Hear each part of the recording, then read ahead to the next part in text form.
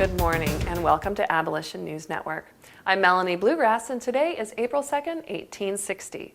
In this series, we have found religious leaders who are willing to answer the big question, does God approve of slavery according to the books of the Bible?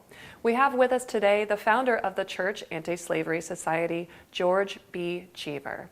Thank you for being on the show. Well, thanks for having me. And I'll be happy to answer that question with a definite, unqualified no. Well, you seem very positive about that. You wrote a book on the subject, right? I certainly did, Miss Bluegrass. 3 years ago, I published my book, God Against Slavery, in 1857. It was not well received in the South. Not surprising. I said in the beginning that most people prefer freedom and are happy to find that God's word not only does not sanction slavery, but is against it, wholly and utterly, from the beginning to the end. That's a very brave statement. Can you give us specifics from the Bible to support that? Well, I certainly can. I began with the strongest condemnation against slavery, which is found in the 34th chapter of the book of the prophet Jeremiah, in which the Lord's wrath comes down upon the whole land and people over the matter of re-enslaving manservants who are to be let free. I'd like to read chapter 34, verses 17 through 22. Sure, go ahead. Assuredly, said the Lord, you would not obey me and proclaim a release, each to his kinsman and countryman. Lo, I proclaim your release, declares the Lord, to the sword, to pestilence, and to famine. And I will make you a horror to all the kingdoms of the earth. I will make the men who violated my covenant, who did not fulfill the terms of the covenant which they made before me, like the calf, which they cut in two, so as to pass between the halves. The officers of Judah and Jerusalem, the officials, the priests, and all the people of the land who pass between the halves of the calf shall be handed over to their enemies, to those who seek to kill them. Their carcasses shall become food for the birds of the sky and the beasts of the earth. I will hand over King Zedekiah of Judah and his officers to their enemies who seek to kill them, to the army of the king of Babylon which has withdrawn from you. I hereby give the command, declares the Lord, by which I will bring them back against this city. They shall attack it and capture it and burn it down. I will make the towns of Judah a desolation without inhabitants. Wow, that was intense. That's pretty clear. Can you tell us, how was Jeremiah received in his time? I'm afraid he stood alone. His emphasis on approaching doom made him very unpopular with kings, prophets, priests, and citizens. Jeremiah felt that if all of the prophets had been faithful, they would have had God's word in them.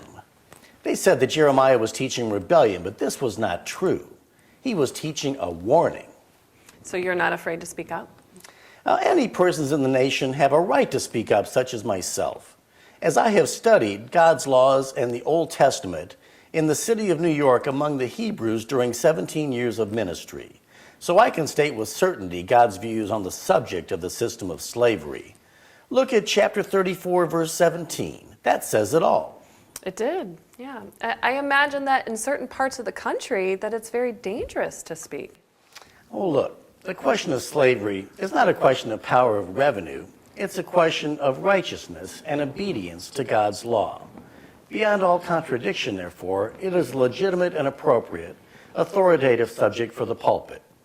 And since the system of slavery is sanctioned and sustained, then no true ambassador for God can avoid speaking out.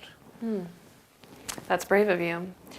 So can you tell us of any other examples in the Bible where God does not approve of slavery? Well, yes, I can. Let's look at the law of love. Thou shalt love thy neighbor as thyself. Matthew 22, verse 39. Neither race nor color puts any man out of the category of my neighbor. And when God says, cursed be he that oppresseth his neighbor, that curse falls upon the man who claims property in man. Thy precepts, each and every one of them, demonstrate the system of slavery to be sinful. God could never sanction such a general system as right. That which he forbids in every particular is wrong. I agree. And what about the children of slaves? Tell us about that. If a man takes those children as his property, and the next generation he claims is his. Then they in their turn become man-stealers. And here we have the very essence of slavery. They are stolen property. He paid nothing for them. What about the Ten Commandments? Thou shalt not steal. So I want to make sure that we talk about the Church Anti-Slavery Society, which you founded in 1859. What do you want us to know about that organization? Yes, Cass, I'm glad you brought that up. Here's a chart showing our 35 members, mostly from 8 different religious denominations: Free Will Baptist, Scottish Presbyterian, Free Presbyterian, Independent Methodist, Congregational, New School Presbyterian, Methodist Episcopal, Baptist, and Undetermined. And I am proud to say that we are the only distinctly and exclusively Christian abolitionist association. I am impressed by your efforts. So what would you like our viewers to know and remember about the organization? Well, let us hail the opportunity of the defense of freedom on religious grounds.